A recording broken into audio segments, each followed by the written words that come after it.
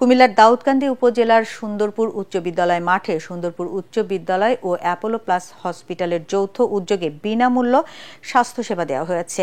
এর উদ্বোধন করেন দাউদকান্দি উপজেলা স্বাস্থ্য কর্মকর্তা ডাক্তার হাবিবুর রহমান। এই চিকিৎসা সেবা আয়োজনে মুখ্য সংগঠক ছিলেন ঢাকা মেডিকেল কলেজ হাসপাতালের নিউরোলজি বিভাগের চিকিৎসক নেসার দেওয়ান। প্রায় ২,০০০ মানুষ বিভিন্ন রোগের চিকিৎসা সেবা গ্রহণ করেন। তরিক ইসলামের রিপোর্ট। নেটেক্স ইন্টারনেট স্বর্ণবর্ণ ফাউন্ডেশন, সুন্দরপুর সমাজ কল্যাণ ও প্রবাসী পরিষদের সহযোগিতায় এই চিকিৎসা সেবার আয়োজন করা হয়।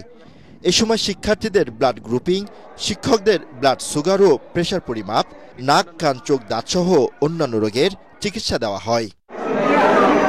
উন্নত মানের এই চিকিৎসা সেবা পেয়ে খুশি স্থানীয়রা। কোমরের ব্যথা লাগে দেখাইছি, ডাক্তার বলছে ভালো হয়ে যাবে।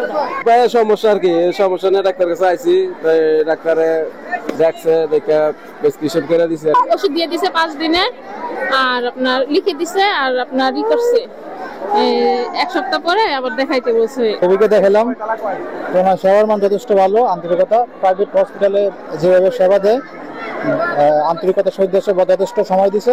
বিনামূল্যে বিশেষজ্ঞ সেবা প্রদানকে ইতিবাচক বলছেন দাউদকান্দি উপজেলার এই স্বাস্থ্য কর্মকর্তা। নিঃসন্দেহে একটি প্রশংসনীয় একটা উদ্যোগ। বিশেষায়িত চিকিৎসা সেবা থেকে কিছুটা পিছিয়ে আছে, সেই সেবার এই কাঙ্ক্ষিত সেবা দেওয়ার ক্ষেত্রে এই ধরনের প্রোগ্রামগুলো বিশেষ ভূমিকা পালন করবে বলে আমি বিশ্বাস করছি। প্রান্তিক পর্যায়ের মানুষের চিকিৎসা সেবা নিশ্চিতে ভবিষ্যতেও এমন আয়োজনের কথা জানান অনুষ্ঠানটির সংগঠক ডাক্তার নেসার দেওয়ান। এখানে আমাদের সকল বিভাগের সকল বিশেষজ্ঞ চিকিৎসকগণ উপস্থিত আছেন, যাতে করে প্রান্তিক জনগোষ্ঠী একটা চিকিৎসা সেবা পেতে পারেন, সেজন্যই আমাদের এই উদ্যোগ। এদিন বিভিন্ন বয়সী প্রায় ২,০০০ রোগীকে বিনামূল্যে চিকিৎসা ও ঔষধ সেবা প্রদান করা হয়।